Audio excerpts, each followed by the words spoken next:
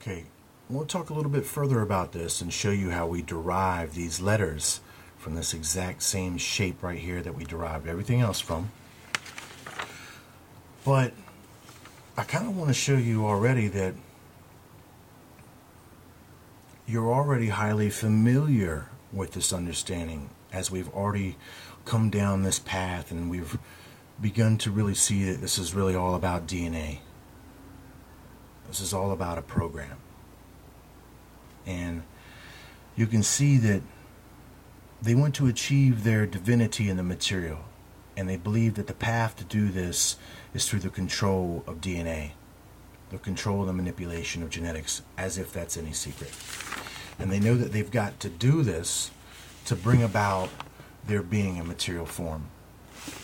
And you're already seeing the program being shown to you. This is that DNA helix. This is that winding helix, that program that's running, that serpent temptation, that serpent fruit, the serpent egg, the cockatrice, age by age. And eventually, the hope is to hatch this one. You're already seeing that all of this is showing you the same information, the same plan. There's the same symbol right there. There's the same symbol right there. And once again, this begins to make a connection here with this union, this bringing together of both the light and the dark, the material and the spirit, the male and the female. Once again, this genetic crossbreeding of both, material and spiritual philosophies. It's not just any one thing. So I guess what I'm trying to say is that I want you to see that that's originally what we're talking about in the fullness from the beginning, but you just aren't aware of it.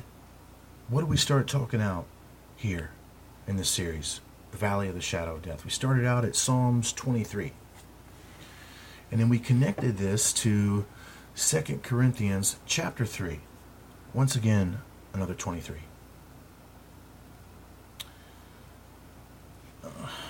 This really isn't any accident, because what I'm getting at is that we've already showed that this understanding of the Valley of the Shadow of Death is connected to carbon. And then we've understood that this carbon is connected to the carbon atom, of which we are created from ourselves. It represents our material form. Well, so we're already talking about genetics. We're already talking about DNA. And of course, that's what they're talking about. They've got to manipulate this DNA so that they can bring this being into it, into the material. Well, we're finding out there's a clue to this understanding about the DNA in Psalms 23 and then 2 Corinthians chapter 3, which makes up a 23. 23 and 23 together, it's not no random number. That represents something very crucial. Guess what?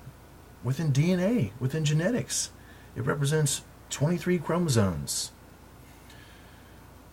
23 pairs of chromosomes.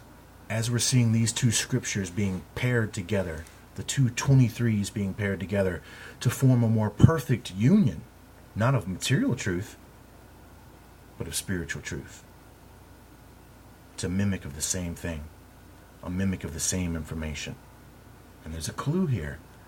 There's a clue to what they plan to do within these two scriptures between Psalms 23 and 2 Corinthians chapter 3. And you're going to find out, if I have the chance to look into them further, that it's a warning against trusting in these tablets engraved in stone. You're going to think automatically, it's the law, that's the letter, that's the Ten Commandments. Well, these tablets engraved in stone also mean something else. They represent DNA. DNA represents books of information. Not only that, but this DNA also represents crystal. I'll be back.